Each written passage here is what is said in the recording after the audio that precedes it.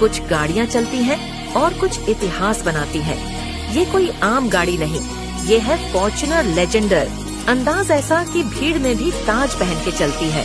ये सिर्फ गाड़ी नहीं, चलती फिरती पावर है, रफ्तार की रॉयल परिभाषा।